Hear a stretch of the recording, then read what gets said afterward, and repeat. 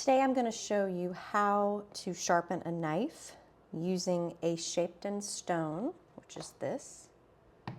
And I'm sharpening a double hollow ground Landwell knife that I have had for many, many years. And it's still got a very nice edge and very sharp because of this method. So the first thing you'll do is take some water and wet your stone. Always work with a wet stone, so you may have to add some as you work. Then take your knife, and important to note that you need to stabilize the knife both at the front end and the back end. So when I place the knife down on the stone, I want it to be totally flat. I'll use my pointer finger at the base of the knife and my pointer finger at the back of the knife, away from the blade, closer to the back, the spine of the knife, to help me as I control my movements. So to begin, place the knife closest to you with the edge pointing away from you. Tilt your knife up at an angle so that the blade stays on the knife, but the back of the knife lifts off.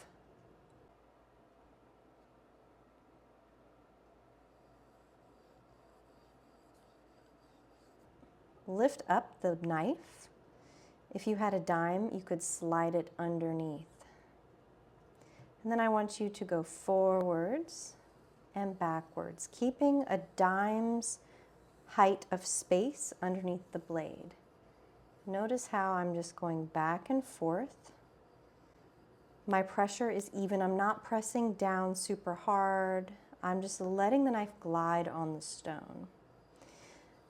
It's almost as if you're making little W's. So you'll go back, get the tip of the blade on the stone, and then you'll go to the left, get the back. So we want the full length of the blade to be equally sharp. Do this about 20 or 30 times.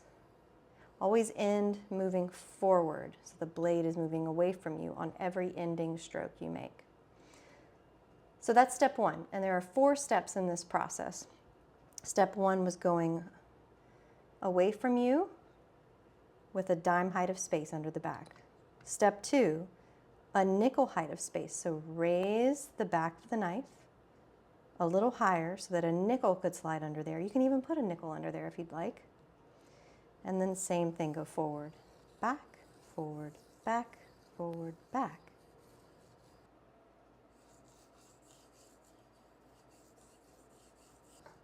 And go at a pace where you can keep the knife blade even and consistent.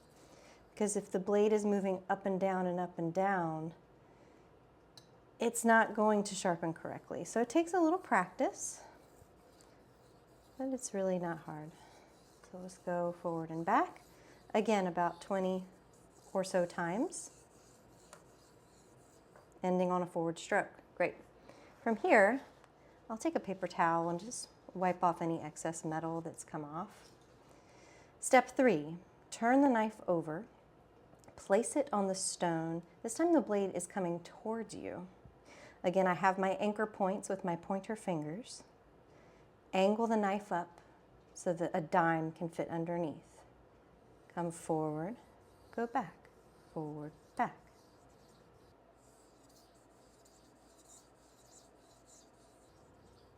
You'll notice this pattern is very similar. So we always go dime, nickel, dime, nickel. Again, I'll do my 20 to 30 passes.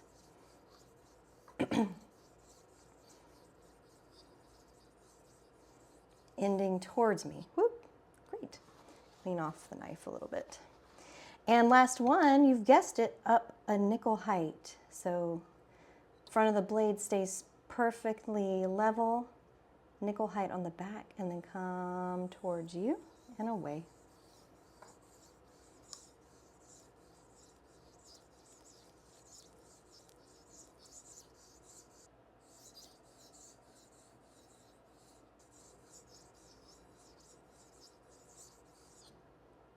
Good. I ended coming towards me. I'll wipe my knife off again. You can kind of tell, I haven't put a burr on it yet, so the burr is what angles the knife. So when we scrape our oboe reed or whatever you're scraping, you want the burrs of the reed, the little metal fibers, to all be going one direction, so that when you scrape on it, the cane easily comes off. If they're going all over the place, your knife isn't going to be sharp. So right now it's basically neutral. So to set our burrs, to set the angle to go this way so that when we scrape, it feels like butter, which is what we want, right? Put the knife back on the reed closest to you, or I'm sorry, back on the stone closest to you. I put the end of the blade on the stone and I leave the top part hanging off a little bit because the whole thing just won't fit. You can also put 3 fingers on the blade to keep it super even to help you out here, because this is a very crucial stroke and we're only going to do one of them. Tilt the knife up a nickel height this time. So again, a nickel height up. The front of the blade is completely on the stone. And we'll just do one pass, moving forward and in a diagonal to the right. Here we go. And then at the end, kind of just lift off. You only have to do that one time.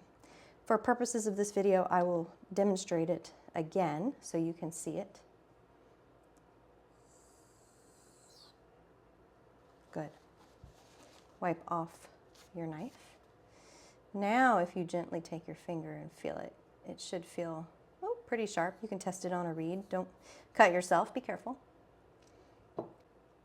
Something I like to use to even make a finer edge, after I put the burr on, I have this Jindy metal sticks here.